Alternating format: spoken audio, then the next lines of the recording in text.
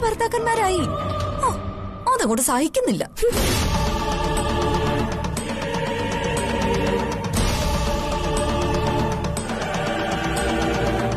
വല്ലാത്തൊരു ഭാഗ്യമുള്ള ജന്തുവാണ് അവള്.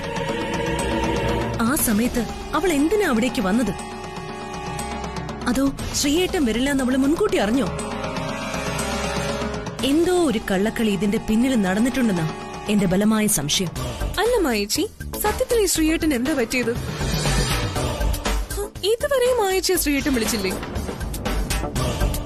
വിളിച്ചു. ശ്രീയേട്ടൻ അവിടുന്ന് പുറപ്പെട്ടതാ.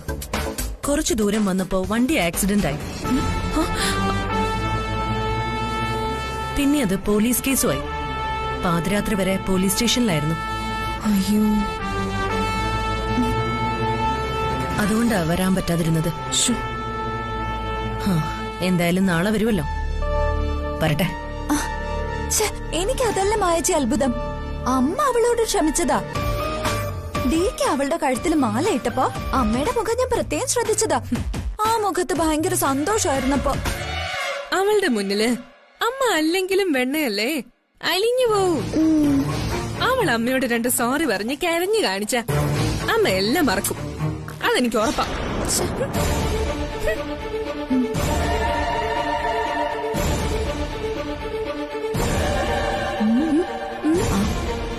മായച്ചി എന്താ ആലോചിക്കുന്നേ?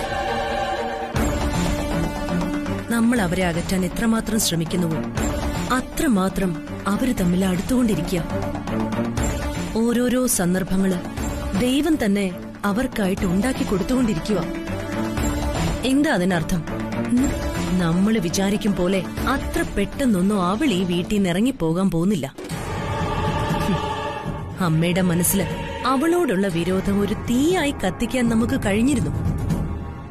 പക്ഷേ ഇന്നത്തെ ഈ ഒരൊറ്റ സംഭവം കൊണ്ട് എല്ലാം പഴയപടി തന്നെ ആവുമെന്നാ എനിക്ക് തോന്നുന്നത്. എന്തൊരു വൃത്തിയിട്ട ചടങ്ങാ ഇതൊക്കെ. എല്ലാ ചടങ്ങിനും ഓരോ തവണ മാലയിട്ട് കല്യാണം കഴിക്കൂ. ഓരോ ആചാരങ്ങള്. ഈ ആചാരങ്ങളൊക്കെ എന്നെ നിർത്തലാക്കേണ്ട സമയം കഴിഞ്ഞു. മായേച്ചി, അവളോട് ഒരിക്കലും ക്ഷമിക്കരുതെന്ന് നമുക്ക് അമ്മയോട് ചെന്ന് പറഞ്ഞാലോ? വേണ്ട. ഡികെയുടെ ജീവിതത്തിൽ നല്ലത് നടന്നു കാണാൻ അമ്മ ആഗ്രഹിക്കുന്നുണ്ട്. ജ്യോതി ഡികെയുടെ ഭാര്യയായിട്ട് വന്നാൽ അത് നല്ലതാവുമെന്നും ഡികെ സന്തോഷത്തോടെ ജീവിക്കുമെന്നും അമ്മ കരുതുന്നു. അല്ലാതെ അവളോടുള്ള പ്രത്യേക സ്നേഹം കൊണ്ടൊന്നുമല്ല അമ്മ ഇതൊക്കെ സമ്മതിക്കുന്നതും അവൾക്കൊപ്പം നിൽക്കുന്നതും. ഡികെയുടെ സന്തോഷത്തിന് വേണ്ടിയിട്ടാ. ഡികെയെ ജയിലിലാക്കിയ അവളോട് ഈ ജന്മ അമ്മ ക്ഷമിക്കുമെന്ന് എനിക്ക് തോന്നുന്നില്ല.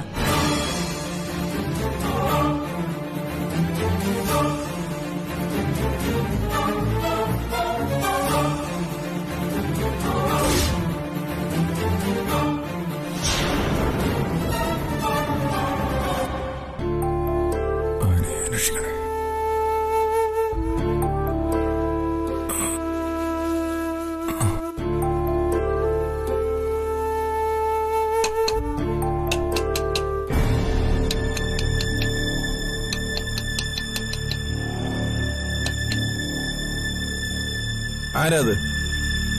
ആരാന്നല്ലേ ചോദിച്ചു?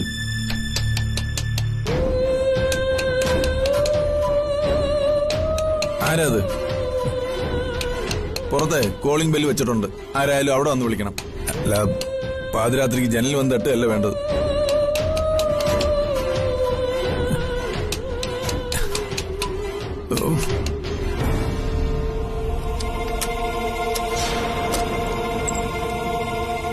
എന്താ? ഇത് ഞാനാ സുധേട്ട. നീ എന്തിനാടി എന്റെ ജനലിൽ വന്ന് തട്ടുന്നു? ഇറങ്ങിപ്പോടി. എന്നോട് ക്ഷമിക്ക് സുധേട്ട. പുറത്ത് ഭയങ്കര തണുപ്പോണ്ട് നിക്കാൻ വയ്യ. എന്നെ ഇനിയെങ്കിലും ഒന്നകത്ത് കയറ്റി സുധേട്ട. പ്ലീസ്, ഞാൻ കാല് പിടിക്കാം. നീ എന്റെ കൈയും കാലും ഒന്നും പിടിക്കണ്ട. എങ്ങോട്ടെങ്കിലും ഇറങ്ങിപ്പോ. എന്നാൽ അറിഞ്ഞുകൊണ്ട് തന്നെ ഈ വീട്ടിൽ അമ്മ വിശ്വസിക്കുന്ന കണ്ണന്റെ മുന്നിൽ വെച്ച് ഡികെ എന്റെ കഴുത്തിൽ വീണ്ടും താലി കിട്ടി. ശരിയല്ല. ഞാൻ നിർബന്ധിച്ചതുകൊണ്ടാ അവൻ അങ്ങനെ ചെയ്തത്. അത് നീ മറന്നുപോയോ? മറന്നിട്ടില്ല, ഓർമ്മയുണ്ട്. ഒന്ന് ചോദിച്ചോട്ടെ അമ്മ, എന്തിനാ അമ്മ അന്നങ്ങനെ ചെയ്യിച്ചത്?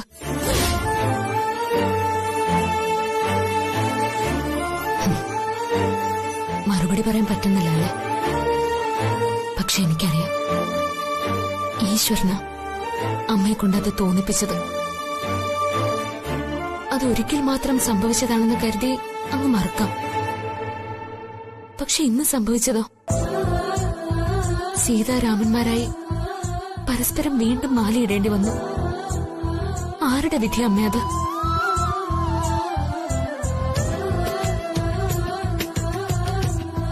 മായയും ശ്രീറാമും ചടങ്ങിനിരിക്കണം എന്നല്ലേ തീരുമാനിച്ചത്? പക്ഷെ ദൈവത്തിന്റെ വിധി ഞാനും DKയും സീതാരാമന്മാരാകണമെന്നായിരുന്നു.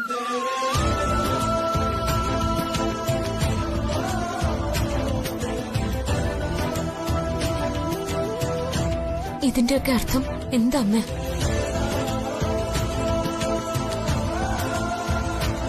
DKയും എന്നെയും തമ്മിൽ ബന്ധിപ്പിക്കുന്ന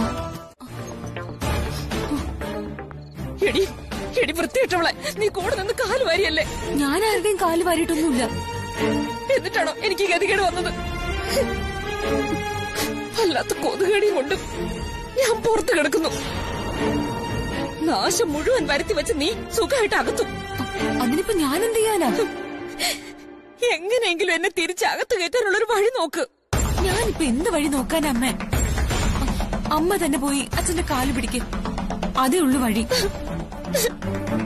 എടി, ഞാൻ ആവുന്നേ പറഞ്ഞു നോക്കി, അങ്ങനെ സമ്മതിക്കുന്നില്ല. പ്രിയമോളെ, നീ പതുക്കെ എഴുന്നേറ്റ് അടുക്കള പുറത്ത് വാതിൽ തുറക്ക്. എന്നെ കൊണ്ടങ്ങ് വയ്യ. അമ്മ ഒന്നുകൂടെ പോയി അച്ഛന്റെ കാല് പിടിച്ചു നോക്ക്. ഇത്രയൊക്കെ ചെയ്തിട്ടും എന്നെ അകത്ത് കയറ്റിയത് തന്നെ ഭാഗ്യം. ഇനി ഞാൻ വന്ന് വാതിൽ തുറന്നു വന്നിട്ട് വേണം എന്നെ കൂടി അച്ഛൻ ഇറക്കി വിടാൻ. പുറത്തു കിടന്ന് പൊതുവടി കൊള്ളാൻ എന്നെ കൊണ്ട് വയ്യ. എടി, നന്ദിയില്ലാത്തവളെ, നിന്റെ കൂടെ നിന്നിട്ടാ എനിക്ക് ഈ ഗതി വന്നത്. അമ്മയുടെ ആർത്തി എല്ലാത്തിനും കാരണം. എനിക്ക് ഇങ്ങനെ തന്നെ വേണോടി. പ്രേമിക്കാൻ പോയത് നീ, എന്നിട്ടിപ്പോ പുറത്തായത് ഞാനും. അതെ, അമ്മ എന്ന് പോയേ. ഇന്നെന്തായാലും അകത്ത് കയറാൻ പറ്റുമെന്ന് എനിക്ക് തോന്നുന്നില്ല. തൽക്കാലം ആ പൂമുഖത്തെങ്ങാനും പോയി കിടന്നുറങ്ങ്. രാവിലെ എങ്ങനെയെങ്കിലും കാല് പിടിച്ച് തിരിച്ചു കയറ്റാം. പൂമുഖത്ത് കിടക്കാനോ? ഞാനോ? അല്ല, അമ്മയുടെ പ്രേതം. ഒന്ന് പോയേ അമ്മ. അമ്മ ഒന്ന് പോയേ, എനിക്കിപ്പോ ഉറങ്ങണം. എടി, നീ നശിച്ചു പോടി. ഒരു കാലത്ത് നീ ഗുണം പിടിക്കില്ല. നിനക്ക് വേണ്ടിയാ ഞാൻ ഇതൊക്കെ ചെയ്തത്. ഒന്ന് അങ്ങോട്ട് പോയേ അമ്മ, എനിക്ക് ജനലടയ്ക്കണം. എന്ത് സംഭവിച്ചാലും ഇന്നിനി അച്ഛനറിയാതെ ഞാൻ വാതിൽ തുറന്ന് തരില്ല. ദേ, വാതിൽ മുട്ടുന്നു. അച്ഛനാണെന്ന് തോന്നുന്നു. പ്രിയമോളെ, എന്നാ പിന്നെ നീയും കൂടെ പുറത്തിറങ്ങി വാടി. നമുക്ക് രണ്ടുപേർ കൂടെ പൂമുഖത്ത് കിടക്കാം. എനിക്ക് ഒറ്റയ്ക്ക് കിടക്കാൻ പേടിയാടി. അയ്യടാ, എനിക്കെങ്ങും വയ്യോ. അമ്മ അങ്ങ് ഒറ്റയ്ക്ക് കിടന്നു. എന്താച്ചാ? ആ ജനാലൊക്കെ നിൽക്കുന്നവർക്ക് വാതില് തുറന്നു കൊടുത്താൽ പിന്നെ നീയും പുറത്താ. ഇല്ലച്ചാ. ഓർമ്മ വേണം, അതെല്ലാം അടച്ചേക്ക്. എടി അഹങ്കാരി, നിന്റെ തലയിൽ പാമ്പ് ഒതുകൂടി. അമ്മ ഒന്ന് പോയമ്മേ.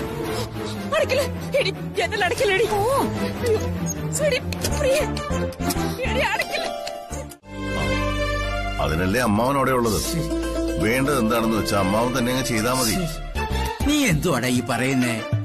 മാർക്കറ്റിൽ പോയി മത്തി വാങ്ങുന്നത് പോലെയല്ല അമ്പലത്തിലെ പൂജാകാര്യങ്ങള്. അതിന് അവകാശപ്പെട്ടവര് തന്നെ അവിടെ വന്ന് വേണ്ട കാര്യങ്ങളൊക്കെ ചെയ്യണം. ചേട്ടനല്ലേ ഇപ്പൊ നമ്മുടെ കുടുംബത്തിലെ കാരണവര്. ചേട്ടൻ തന്നെ ചെയ്താൽ മതിയല്ലോ എല്ലാം. പെങ്ങളെ, അങ്ങനെയൊന്നും പറഞ്ഞാ പറ്റത്തില്ല. കാര്യം ഇവൻ കാശൊക്കെ തരും. ഞാൻ അവിടെ വേണ്ടതൊക്കെ ചെയ്യുകയും ചെയ്യും. പക്ഷേ പരദേവതകളുടെ അനുഗ്രഹം കിട്ടത്തില്ല. അതിന് അവകാശികൾ തന്നെ നേരിട്ട് വരണം, അനുഗ്രഹം തേടണം. നിന്റെ പെണ്ണുപിള്ളയുടെ വീട്ടിലെ ഉത്സവത്തിന് പോയപ്പോ അവിടെ നീ എല്ലാം അങ്ങ് ചെയ്തല്ലോ. ഉത്സവം നടത്തലും രക്ഷാധികാരി ചമയലും അമ്മായിയച്ഛന്റെ കടം തീർക്കലും ഓഹോ എന്തെല്ലാം. പിന്നെ അവിടെ ചെന്ന് ഗുണ്ടായുസവും. നോക്കാം, അതുപോലല്ലേ ഇത്. സ്വന്തം തറവാട്ട് കാര്യമാണ്, അത് ഓർമ്മ വേണം. എനിക്കിതിലൊന്നും താല്പര്യമില്ലെന്ന് അമ്മാവൻ അറിഞ്ഞൂടെ? ഓ, ഭാര്യ വീട്ടിലാകാം, സ്വന്തം കുടുംബത്തിലൊന്നും ചെയ്യത്തില്ലല്ലോടാ. നോക്കാം, ഇനിയും ജയിലിൽ കയറണോ നിനക്ക്? അനർത്ഥങ്ങളാണ് കുടുംബത്ത് സംഭവിച്ചുകൊണ്ടിരിക്കുന്നത്. കണ്ടുപഠിച്ചില്ലെങ്കിൽ നീ കൊണ്ടുപഠിക്കും. ചേട്ടൻ വിഷമിക്കണ്ട. അവന് പകരം ഞാൻ വന്നു നിന്ന് പൂജാതി കർമ്മങ്ങൾ ചെയ്യാം. പുനഃപ്രതിഷ്ഠയ്ക്ക് വേണ്ട കാര്യങ്ങളൊക്കെ ചെയ്യാം.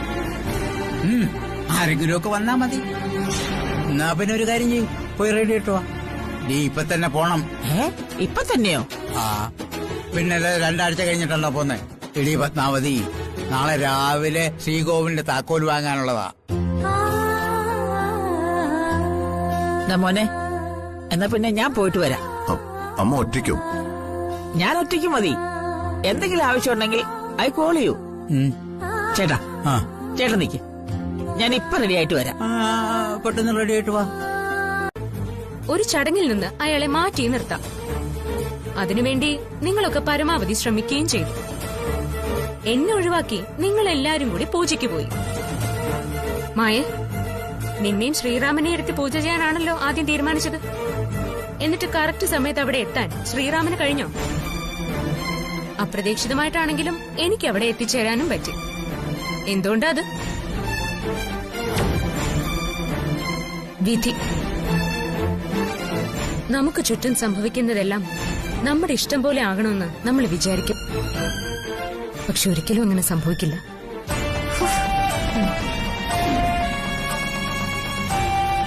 അത് ഈശ്വരന്റെ തീരുമാനം. അതുകൊണ്ടാ ഇതൊക്കെ സംഭവിച്ചത്. നിങ്ങൾ എന്നെ ഈ വീട്ടിലേക്ക് തിരികെ കയറ്റരുതെന്ന് ആവർത്തിച്ച് പറഞ്ഞിട്ടും DK എന്നെ തിരികെ കൈ പിടിച്ച് കയറ്റി. എന്തിനാ DK അത് ചെയ്ത്? അത് ഞങ്ങൾക്കെങ്ങനെ അറിയാം? ആ, പക്ഷേ DKക്ക് അതിന് കൃത്യമായ ഉത്തരവുണ്ടാവും. അതുകൊണ്ട് DK ഇനി എന്നെ ഇവിടെ നിന്ന് ഇറക്കി വിടുന്ന ദിവസം വരെ ഞാൻ അദ്ദേഹത്തിന്റെ ഭാര്യ തന്നെയായിരിക്കും. നിങ്ങൾക്കെല്ലാം നല്ല അമ്മായിയമ്മയായിട്ട് ഞാൻ ഇവിടെ തന്നെ ഉണ്ടാവും.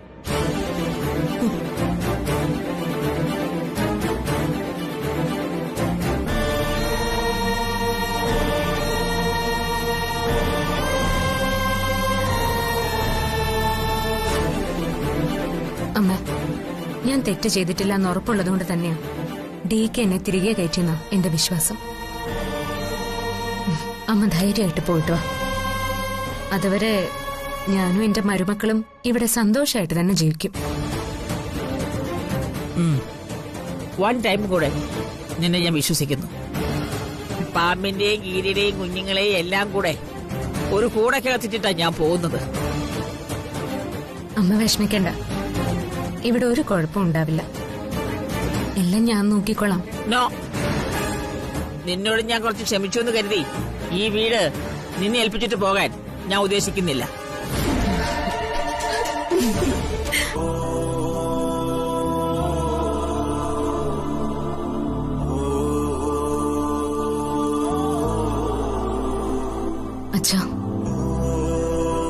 അച്ഛൻ വിഷമിക്കല്ലേ. സംഭവിക്കാൻ പാടില്ലാത്തതൊക്കെ തന്നെയാ സംഭവിച്ചത്. അവൾ ഇനി ഒരു തെറ്റും ചെയ്യില്ല. തെറ്റ് ചെയ്യാത്ത മനുഷ്യനൊന്നും ഈ ലോകത്ത് കാണില്ല മോളെ. പക്ഷേ ഇതുപോലൊരു തെറ്റ് ലോകത്ത് ഒരു മോളും ഒരച്ഛനോടും ചെയ്തിട്ടുണ്ടാവില്ല. ഒരാളെ സ്നേഹിക്കുന്നതോ അയാളോടൊപ്പം ഇറങ്ങിപ്പോ ഒരു ജീവിതം ആരംഭിക്കുന്നതോ ഒന്നും ഒരു തെറ്റല്ല. പക്ഷേ ഒരു ഭാര്യയുള്ള ഒരുത്തനെ, അതും സ്വന്തം അച്ഛനെ അറിയിക്കാതെ രഹസ്യമായി വിവാഹം കഴിക്കാൻ പോയ എന്റെ മകളെ ഓർത്ത് എനിക്ക് വലിയ അഭിമാനം. അതിന് കൂട്ടു നിന്നത് സ്വന്തം അമ്മയും. ഇത്രയും കാലം അവർക്ക് വേണ്ടി ജീവിച്ച് ഞാൻ ആരായി? ഒരു വിലയുമില്ലാത്ത പാഴ്ജന്മം അല്ലേ? അച്ഛൻ അങ്ങനെയൊന്നും ചിന്തിക്കണ്ട. അച്ഛധികം പറഞ്ഞ കഥകൾ കേട്ട് അവൾ അവനെ ഒന്ന് വിശ്വസിച്ചു പോയി. അല്ലാതെ അറിഞ്ഞുകൊണ്ട് നമ്മളെയൊക്കെ ചതിക്കണമെന്ന് വിചാരിച്ചൊന്നും അല്ല അവൾ അങ്ങനെയൊക്കെ ചെയ്തത്. മോളെ, നീ പറയുന്നത് ഞാൻ സമ്മതിച്ചു. അവൾക്ക് പക്വതയില്ല. പക്ഷെ അവളുടെ അമ്മയ്ക്കോ? എന്റെ കൂടെ ഇത്രയും കാലം ജീവിച്ചവളല്ലേ അവള്. അവൾക്കും ചിന്തിക്കാനുള്ള പക്വതയില്ലാതെ പോയോ?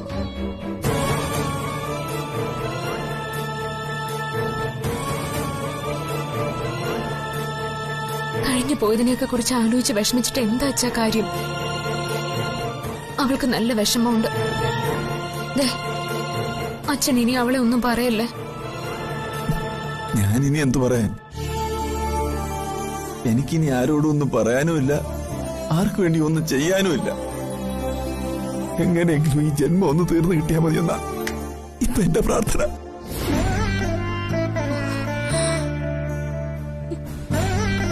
അച്ഛ, എനിക്കൊരു കാര്യം പറയാനുണ്ട്. പ്രിയമോളുടെ കല്യാണം നമുക്ക് എത്രയും വേഗം നടത്തണം.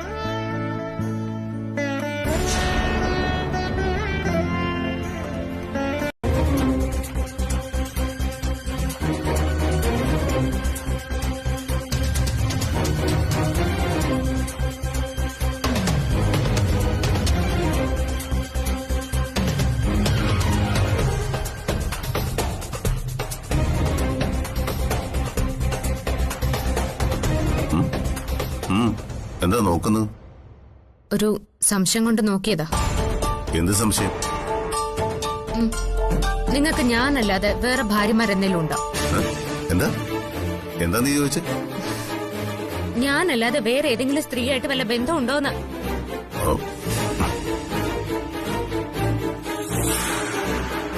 എന്റെ ഭർത്താവ് ഒരു അന്യ സ്ത്രീയെ പല സ്ഥലത്ത് വെച്ച് അടിക്കടി കാണുന്നതും രഹസ്യമായിട്ട് സംസാരിക്കുന്നതൊക്കെ എന്തിനാണെന്ന് ഞാനും കൂടി ഒന്ന് അറിയണമല്ലോ. നീ എന്താ എന്റെ രഹസ്യങ്ങൾ കണ്ടുപിടിക്കാൻ ഇറങ്ങി പുറപ്പെട്ടിരിക്കണോ? ഞാനങ്ങനെ ഇറങ്ങി പുറപ്പെട്ടിട്ടൊന്നുമില്ല.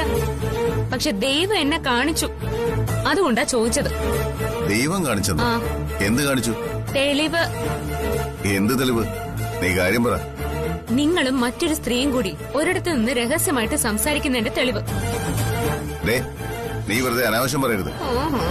അനാവശ്യമല്ലേ? കാണിച്ചു തരാം. ഇതാണോ അനാവശ്യം?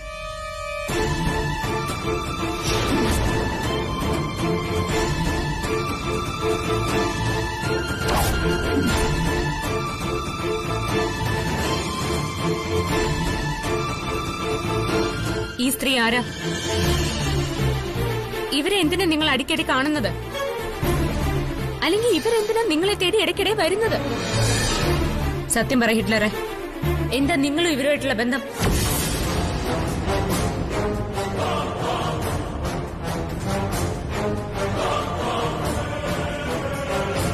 എന്റെ ഭർത്താവിന് മറ്റേതെങ്കിലും ഒരു സ്ത്രീയുമായി ബന്ധമുണ്ടെങ്കിൽ അത് ഞാനും കൂടി ഒന്ന് അറിയണമല്ലോ. ഇക്കാലത്ത് ആണുങ്ങളുടെ മാനം നഷ്ടപ്പെടാൻ അധികം സമയമൊന്നും വേണ്ട, പറഞ്ഞേക്കാം. സുന്ദരിമാരിങ്ങനെ ഒരുങ്ങി കിട്ടി ഒരുപാട് നടക്കുന്നുണ്ടല്ലോ. ഞാൻ ആരെ കാണുന്നു, ആരോട് സംസാരിക്കുന്നു, ഇതൊന്നും നിന്നെ ബോധ്യപ്പെടുത്തേണ്ട ആവശ്യം എനിക്കില്ല. ശരി, എന്നെ ബോധ്യപ്പെടുത്തണമെന്നില്ല, പക്ഷേ മറ്റു പലരെയും ബോധ്യപ്പെടുത്തേണ്ടി വരും. അങ്കിൾ, ഇത് ഹരികുമാര മേനോൻ. മിലിറ്ററിയിലായിരുന്നു, ഇപ്പൊ റിട്ടയർ ആയിട്ട് നാട്ടിൽ സെറ്റിൽ ചെയ്തിരിക്കുന്നു. നമസ്കാരം. നമസ്കാരം. ഇദ്ദേഹത്തിന് ഒരു മകനുണ്ട്, വിദേശത്തായിരുന്നു, ഇപ്പൊ ലീവിൽ നാട്ടിലുണ്ട്. പ്രിയയുടെ വിവാഹക്കാര്യം ഒന്ന് ആലോചിക്കാനാ ഞാൻ നിങ്ങളെ രണ്ടുപേരെയും കൂടി വിളിച്ചത്. എനിക്ക് 2 മക്കളാ, ഒരു പെണ്ണും ഒരാണും. പെൺകുട്ടിയുടെ വിവാഹം കഴിഞ്ഞ് അവൾ ഭർത്താവിന്റെ കൂടെ ദുബായിലാണ്. മോനെ നല്ലൊരു പെൺകുട്ടിയെ കണ്ടുപിടിക്കാനുള്ള ശ്രമത്തിലാണ് ഞങ്ങൾ. അപ്പോഴാണ് DK ഇക്കാര്യം പറയുന്നത്. അപ്പോ പിന്നെ ഒന്നും ആലോചിച്ചില്ല. DKയുടെ ഭാര്യയുടെ അനിയത്തിയല്ലേ, ഞങ്ങൾക്ക് 100 വട്ടം സമ്മതം.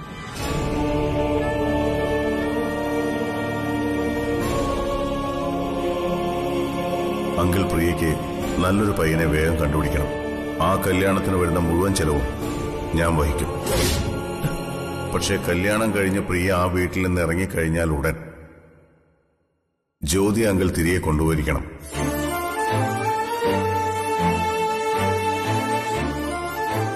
അങ്കിൾ എന്നൊന്നും പറയാത്തത്? ഹരികുമാരമേനോൻ എനിക്ക് വളരെ വേണ്ടപ്പെട്ട ഒരാളാണ്. രാജീവ് എന്നാണ് പയ്യന്റെ പേര്. ജാതകങ്ങളൊക്കെ ചേരുവാണെങ്കിൽ നമുക്ക് ഈ കല്യാണം ആലോചിച്ചാലോ എങ്കിൽ? ആലോചിക്കാം. എന്നാലും കല്യാണം നടത്തിയല്ലേ പറ്റൂ. നമുക്ക് ആലോചിക്കാം. അങ്ങനെയാണെങ്കിൽ അടുത്ത ഞായറാഴ്ച പെണ്ണ് കാണാം.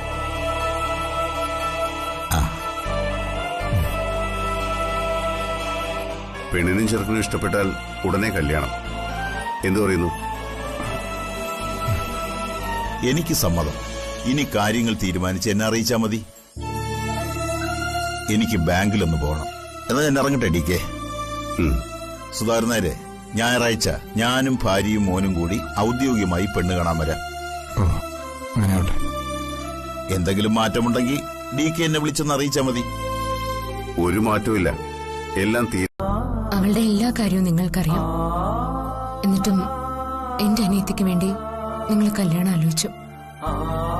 എങ്ങനെ ഇതിന് കടമിടണമെന്ന് എനിക്കറിയില്ല. അതിനിത് കടമാണെന്നാരാ പറഞ്ഞു? കടമയല്ലേ. എന്റെ കടമ ഞാൻ ചെയ്യും. അത് നിന്റെ അച്ഛനോട് ഞാൻ പറഞ്ഞിട്ടുണ്ട്. അദ്ദേഹം അത് സമ്മതിക്കുകയും ചെയ്തു. കരിമ്പാറ പോലെയുള്ള ഈ ഹിറ്റ്ലറിന്റെ മനസ്സിൽ ഇത്രയ്ക്ക് നന്മയുണ്ടെന്ന് ഒരാളും വിചാരിക്കില്ല.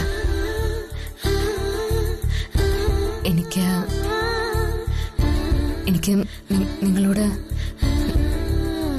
താങ്ക്സ്. വേണ്ട. ഏത് കരിമ്പാറ കൂട്ടത്തിനിടയിലും ഉരുള് പൊട്ടാനുള്ള സാധ്യത ഒളിഞ്ഞിരിപ്പുണ്ടെന്ന് മനസ്സിലാക്കിയാൽ നന്നായിരിക്കും. മനസ്സിലായില്ല? നിന്റെ താങ്ക്സ് എനിക്ക് ആവശ്യമില്ലെന്ന്. കാരണം ഞാനിതൊന്നും ചെയ്യുന്നത് വെറുതെയല്ല. പിന്നെ ഡിവോഴ്സ് ചെയ്യുമ്പോ നിനക്ക് തരാനുള്ള നഷ്ടപരിഹാരമായിട്ടാ ഞാൻ ഇത്രയും പണം ചെലവാക്കുന്നത്.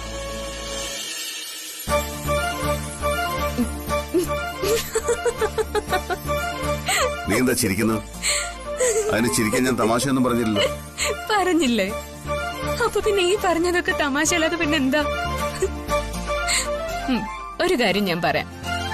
പ്രിയയുടെ കല്യാണം നടത്തുന്ന കാശ് മാത്രമല്ല, ഇത് മൊത്തം നിങ്ങൾക്ക് നഷ്ടക്കച്ചവടമായിരിക്കും. അതെങ്ങനെ? നിനക്ക് തരാൻ കോടതി വിധിക്കുന്ന പണത്തിൽ നിന്ന് ഈ തുക ഞാൻ കുറയ്ക്കില്ലേ? പിന്നെ എനിക്കെങ്ങനെ നഷ്ടം വരും? അതിന് ഡിവോഴ്സ് നടന്നാലല്ലേ നഷ്ടപരിഹാരം വിധിക്കൂ. നിങ്ങളെ ഡിവോഴ്സ് ചെയ്യാൻ ഞാൻ ഉദ്ദേശിക്കുന്നില്ലെങ്കിലോ? നീ എന്താ പറഞ്ഞു? സത്യം.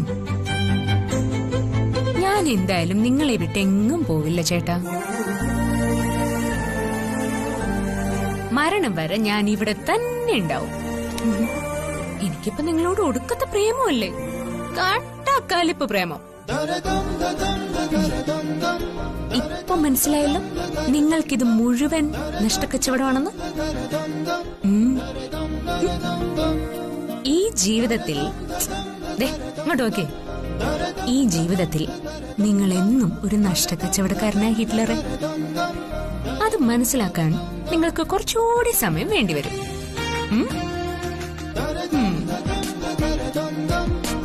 വലിയ ആവേശത്തിന് DKയുടെ കൂടെ നടക്കാൻ പോയതല്ലേ, കൈയും കാലും കഴിച്ചു കാണും. ടാക്സി പിടിച്ച് തിരികെ വന്നതായിരിക്കും.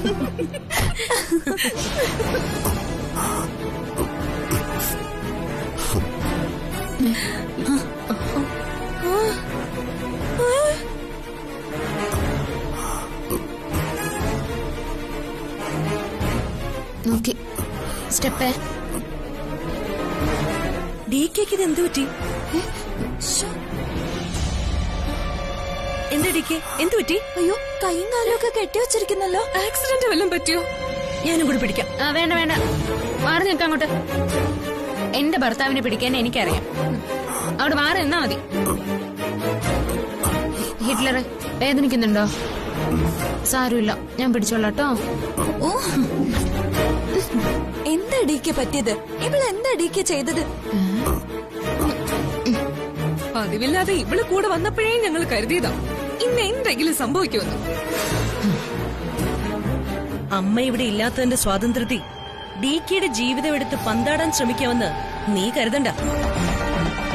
ഞങ്ങളതിന് സമ്മതിക്കില്ല. മയെ, തൽക്കാലം ഇക്കാര്യം നിങ്ങൾ അമ്മയെ വിളിച്ചറിയിക്കാൻ നിൽക്കണ്ട. ഇവളുടെ കുറ്റം കൊണ്ടല്ല എന്നെ വണ്ടി ഇടിച്ചത്. മനഃപൂർവ്വം പിന്നിൽ നിന്ന് അതെന്നെ ടാർഗറ്റ് ചെയ്ത് വന്നതുപോലെയാ എനിക്ക് തോന്നിയത്.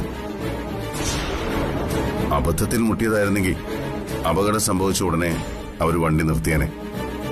അപ്പൊ അവന്മാര് വണ്ടി നിർത്തിയില്ലേ? ആരാ അവന്മാര്? അതറിയില്ല. വണ്ടിയുടെ ശബ്ദം കേട്ട് ഞെട്ടി തിരിഞ്ഞു നോക്കി ഒഴിഞ്ഞു മാറാൻ ശ്രമിക്കുമ്പോഴേക്കും എന്നെ തട്ടിയിട്ട് വണ്ടി മുന്നോട്ട് പോയി കഴിഞ്ഞിരുന്നു. ഇപ്പൊ സത്യം മനസ്സിലായില്ലേ? അല്ലാതെ നിങ്ങൾ വിചാരിക്കുന്ന പോലെ ഞാനൊന്നും ചെയ്തതല്ല. ഇപ്പൊ വിശ്വാസമായോ? ഇന്ന് ചിലക്കാതെ എന്നെ താങ്ങി മുറിയിലേക്കാക്കും. എനിക്കൊന്ന് കിടക്കണം. ആ ശരി, നടന്നോളൂ. വാ. അമ്മേ, അയ്യോ എന്തൊരു ഭാരം. നീ എന്നെ അല്ലേ, അവളുമാരുടെ ഒരു പറച്ചില് കേട്ടില്ലേ? അല്ല, ആ സംശയം എനിക്കും ഇല്ലാതില്ല. അതെ, ഞാൻ തന്നെ ഇതിന് പിന്നില്. എന്തേ, മതിയോ? അല്ല പിന്നെ മര്യാദക്ക് ഇവിടെ ഇരുന്നില്ലെങ്കിൽ വെള്ളം പോലും കിട്ടാതെ ചാവും, പറഞ്ഞേക്കാം.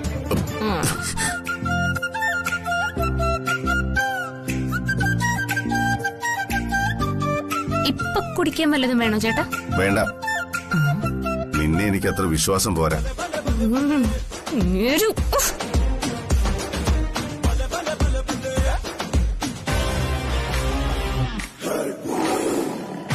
DKയുമായിട്ട് വർഷങ്ങളായിട്ടുള്ള ബന്ധമാണ്. അതുകൊണ്ട് തന്നെ DK ഒരു കാര്യം ആവശ്യപ്പെട്ടാൽ ഞാനതിന് ഓവറയില്ല. അല്ലേ സുഷമേ? പിന്നല്ലാതെ. കേട്ടോ ചേട്ടാ, ഇടയ്ക്ക് ഇവന് ജോലി സ്ഥലത്തൊരു പ്രോബ്ലം ഉണ്ടായപ്പോഴും DKയാണ് സഹായിച്ചത്. മോന്റെ പേരെന്താ പറഞ്ഞേ? രാജീവ്. ഗൾഫിൽ ജോലിക്ക് പോയിട്ട് ഇപ്പൊ എത്ര നാളായി? 5 വർഷം. DK തന്നെയാ ഈ ജോലി എനിക്ക് അവിടെ റെഡിയാക്കി തന്നത്. ഫാമിലി വിസ കിട്ടുകയാണെങ്കിൽ ഇവരുടെ കല്യാണം കഴിഞ്ഞാൽ ഉടൻ തന്നെ രണ്ടുപേർക്കും കൂടി ഗൾഫിലോട്ട് പറക്കാം. പെട്ടെന്നൊരു കല്യാണം നടത്താനുള്ള ആലോചന ഞങ്ങൾക്കുണ്ടായിരുന്നില്ല. പിന്നെ മരുമകൻ ഒരു കാര്യം പറയുമ്പോ നിഷേധിക്കാൻ വയ്യ. സുധാകരൻ നായരെ കുറിച്ച് DKക്ക് വലിയ മതിപ്പാ. ഉത്സവത്തിന് ഇവിടെ വന്ന കാര്യങ്ങളൊക്കെ DK എന്നോട് പറഞ്ഞിരുന്നു. വിവാഹം ഒരു യോഗമാ. നടക്കേണ്ട സമയത്ത് അതങ്ങ് നടക്കും. ഇപ്പൊ അതിനുള്ള സമയമാണെന്ന് വിചാരിച്ചാ മതി. അത് കാര്യം ശരിയാ. സംഭവിക്കാനുള്ളത് സംഭവിച്ചല്ലേ പറ്റൂ. പക്ഷെ കല്യാണം കഴിഞ്ഞ് പ്രിയ ആ വീട്ടിൽ നിന്ന് ഇറങ്ങിക്കഴിഞ്ഞാൽ ഉടൻ ജ്യോതി അങ്കിൾ തിരികെ കൊണ്ടുപോയിരിക്കണം.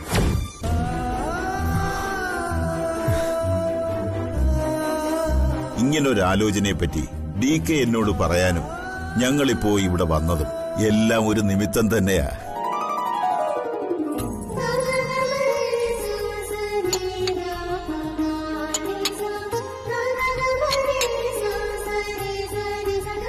മോളുടെ പേരെന്താ? പ്രിയ. അതെ, നിനക്കെന്തെങ്കിലും ചോദിക്കാനോ പറയാനോ ഉണ്ടെങ്കിൽ ഇപ്പൊ ചോദിച്ചോണം. അങ്ങനെ പ്രത്യേകിച്ചൊന്നും ചോദിക്കാനില്ല. കാര്യങ്ങളൊക്കെ നിങ്ങളെല്ലാരും കൂടെ അങ്ങ് തീരുമാനിച്ചാ മതി. അല്ല, പഴയ കാലമൊന്നുമല്ലല്ലോ. പരസ്പരം സംസാരിക്കുന്നതിൽ ഒന്നും വിചാരിക്കണ്ട. മോൾക്ക് ഇവനോട് എന്തെങ്കിലും സംസാരിക്കണോ? വേണ്ട ആന്റി, അച്ഛൻ തീരുമാനിക്കുന്നതിനപ്പുറം എനിക്കൊന്നുമില്ല.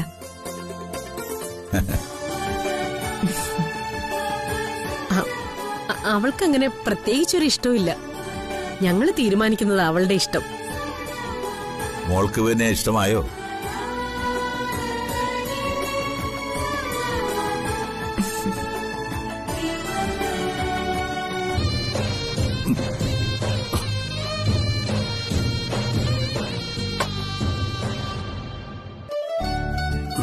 എങ്ങോട്ട് പോണേ? എനിക്കൊന്ന് വാഷ്റൂമിൽ പോണം. ശരി, വാ, ഞാൻ കൊണ്ടോ. വേണ്ട, വാഷ്റൂമിൽ നിന്റെ ഹെൽപ്പ് ആവശ്യമില്ല. വാഷ്റൂമിൽ ഹെൽപ്പ് വേണ്ട, സമ്മതിച്ചു. പക്ഷെ അവിടെ വരെ എത്തണ്ടേ? ഞാൻ ഒറ്റയ്ക്ക് പൊയ്ക്കോളാം. ഒന്ന് എണീക്കാൻ വയ്യ. എന്നാലും അഹങ്കാരത്തിന് ഒരു കുറവുമില്ല. അത് ഞാനങ്ങ് സഹിച്ചു. നിങ്ങൾ എന്നെ സഹിച്ചേ പറ്റൂ. ഈ അഹങ്കാരത്തിന് ആരാണ്ട് വണ്ടി കൊണ്ടുവന്ന് ചാമ്പിയതും ചാവാതെ രക്ഷപ്പെട്ടത് ഭാഗ്യം. എല്ലാം നിന്റെ ഐശ്വര്യടി ബേക്കറിക്കാരി. ഇനി മേലെ എന്റെ കൂടെ ജോഗിങ്ങിന് വന്നു പോരുത്. ആദ്യം ഇവിടെ നിന്ന് എണീറ്റ് ആ ബാത്റൂം വരെ ഒറ്റയ്ക്കൊന്ന് പോയിട്ട് വാ, പിന്നല്ല ജോഗിങ്. എന്റെ കാല് വയ്യാത്തോണ്ട് നിന്റെ ഈ വൃത്തികെട്ട വർത്തമാനത്തിന് ഞാൻ മറുപടി പറയുന്നില്ല. അയ്യോ കാലുകൊണ്ടാണോ വർത്താനം പറയുന്നത്? നാക്കുണ്ടല്ലേ? വാ വാ വാ പതിയെ. നോക്കി നോക്കി.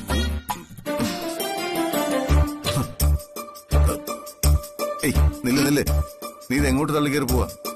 അകത്ത് നിന്റെ ആവശ്യമില്ല. ഓ സോറി, അല്ലെങ്കിൽ ഞാൻ അകത്തോട്ട് വരുന്നൊന്നുമില്ല. ചെല്ല്, ഇതൊക്കെ ഒറ്റയ്ക്ക് ചെയ്തേ പറ്റുള്ളൂ. അതെ, എവിടെയെങ്കിലും പിടിച്ചു നടക്കണം കേട്ടോ. വീടല്ലേ? ഓടി ബേക്കറിക്കാരി. നോക്കി ഡോർ അടയ്ക്കേ. ഓ അടച്ചു വെക്കാൻ ഞാൻ, അല്ലെങ്കിൽ ഞാൻ എത്തി നോക്കാനൊന്നും വരുന്നില്ല.